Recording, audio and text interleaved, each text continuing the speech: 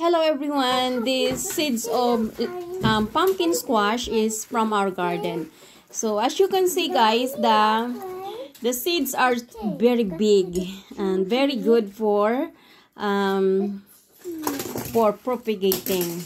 Meaning the yield of this is big. I mean the fruit is big, okay? So this is it. Hinarvest natin ito sa garden natin. So, papadamihin natin para yung principle natin dito, let's say mayroon tayong 500 pesos na pera. 500 pesos. Bakit? 500 pesos lang ha.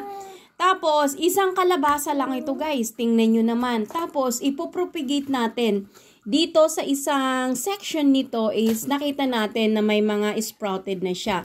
So, ito ang atin gagawin, gagawin natin siyang binhi kasi talagang 100%. So, dito naman, ito ay i-reserve muna natin at saka pipiliin natin yung mga good ones. Ito na yung mga good ones dito. So, ang gagawin natin mga guys, yun paparamihin niya natin. Dito ay lalagyan natin, ika-cover ko tong ano na to at i-continue ko siyang i-sprout.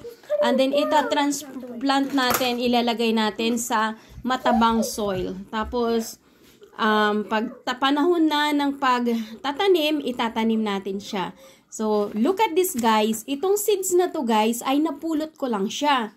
So, can you imagine this one? Napulot mo lang yung seeds, isang seeds. Tapos, nagdumami siya. O, tingnan natin, ganyan yan.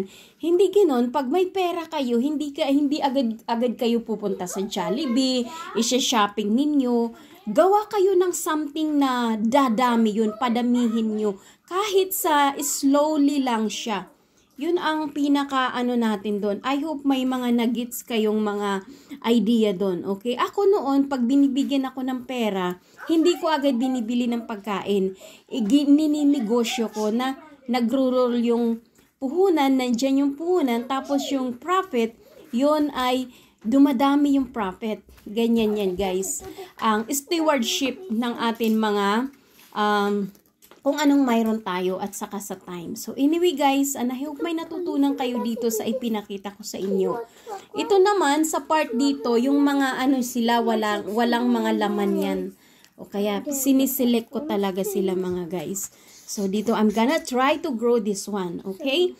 So since winter pa ngayon, i-grow natin sila sa loob ng bahay lamang. Yun po guys, and salamat. Sana'y may natutunan kayo dito sa butong ito, isa lang. Nakita ko lang ito sa daan. Tapos nagbaka sakali ako na baka tumubo siya. Ayun. Ayun guys. O dumami siya. Isa lang yan ha. Isang buto lang yan. Ito yung buto sa loob ng kalabasang na harvest ko. Na napulot ko sa daan. Tapos ito yung ipapapropagate natin. Tapos ito, isi-save natin ito. Or idodonate natin doon sa library. So, tingnan naman natin. Ang ganda ng mga buto niya. Okay? Ang lalaki. So, yan guys. Sana'y matutunan kayo and have a wonderful day.